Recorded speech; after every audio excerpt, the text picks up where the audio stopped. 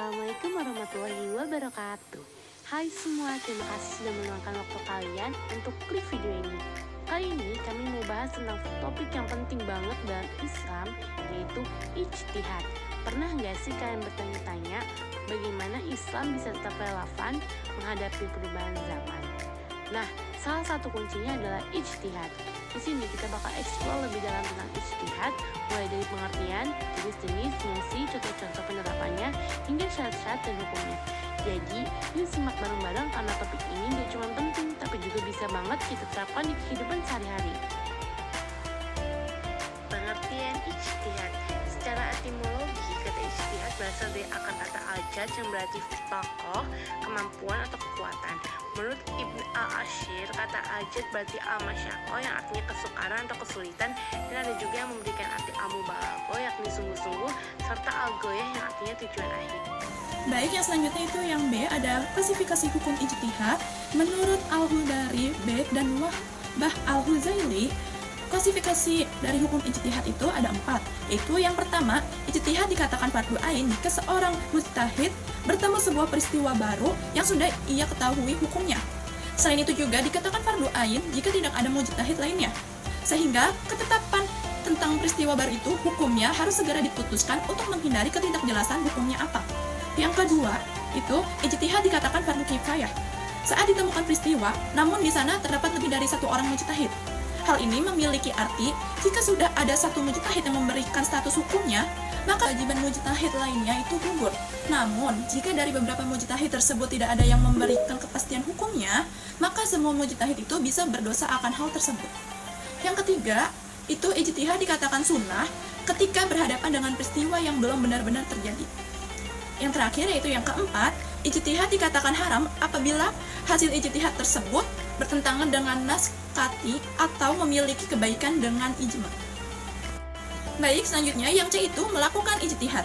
Para ulama usul fikih menetapkan syarat-syarat yang harus dipenuhi oleh seorang mujtahid sebelum melakukan ijtihad. Yang pertama itu syarat-syaratnya ada pengetahuan bahasa Arab. Pengetahuan bahasa Arab yang baik mutlak diperlukan bagi seorang mujtahid karena Al-Quran diturunkan dalam bahasa Arab dan sunnahnya juga diturunkan dalam bahasa Arab. Yang kedua, memiliki pengetahuan mendalam tentang Al-Quran.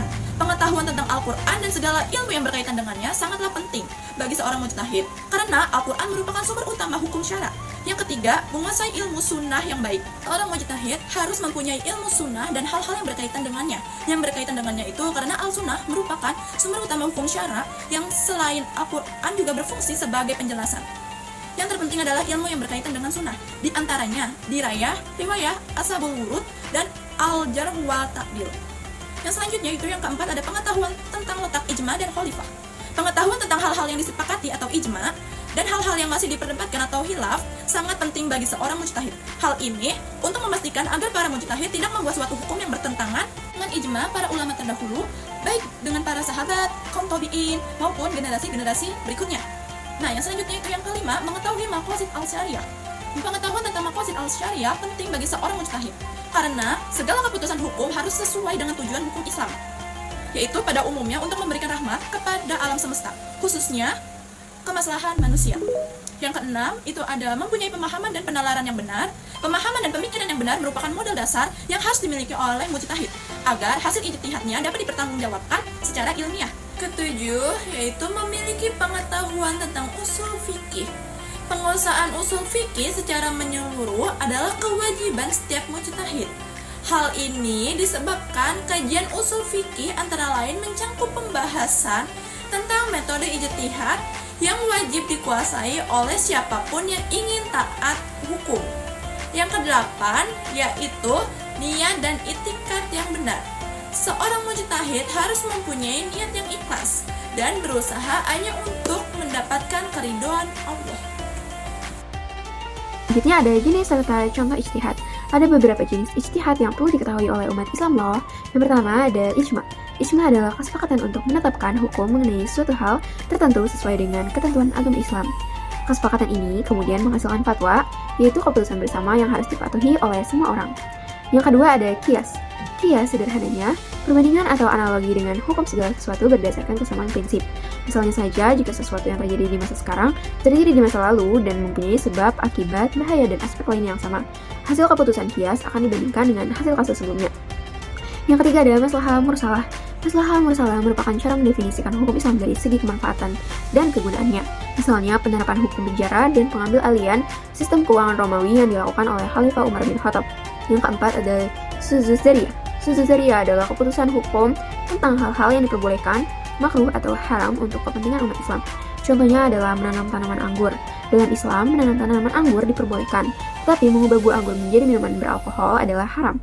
Yang kelima ada istishab. Istishab adalah suatu penerapan hukum atau aturan hingga alasan yang memaksa untuk mengubah ketentuan tersebut. Misalnya saja, jika berwudu pada saat sholat subuh, maka wudu juga akan dihitung pada saat sholat duha. Yang keenam ada urf. Urf merupakan ketentuan tentang diperbolehkannya adat istiadat dan kebebasan sosial, asalkan tidak bertentangan dengan Al-Quran dan hadis. Misalnya berdasarkan al-urf al-khas, seperti kegiatan halal bihalal yang hanya berlaku di Indonesia. Yang ketujuh ada istihsan. Istihsan adalah meninggalkan suatu hukum demi hukum yang lain karena ada dalil syara' yang mengikatnya. Contohnya adalah dalam bidang kesehatan, di mana seorang dokter mengunjungi pasien lawan jenis yang memintanya memeriksa bagian pribadinya. Menurut istihsan, demi kesehatan pasien, dokter bisa memeriksa area intim lawan jenis. Selanjutnya ada fungsi ijtihad. Dikutip dari buku fikih kontemporer gitu ya. Urgensi upaya ijtihad sendiri dapat dilihat dari fungsi ijtihad itu sendiri yang terbagi menjadi 3 jenis, yaitu yang pertama ada fungsi al-ruju' atau al-i'adah, yang artinya kembali. Fungsi al-ruju' atau al-i'adah yaitu mengembalikan ajaran Islam kepada sumber pokok, yakni Al-Quran dan Sunnah Salihah dari segala interpretasi yang dimungkinkan kurang relevan. Yang kedua ada al-ihya atau kehidupan. Fungsi al-ihya atau kehidupan yaitu menghidupkan kembali bagian-bagian dari nilai dan semangat ajaran Islam agar mampu menjawab dan menghadapi tantangan zaman, sehingga Islam dapat mampu sebagai furqan, hudon, dan rahmatan lil alamin. Yang ketiga ada fungsi al-inabah atau pembenahan.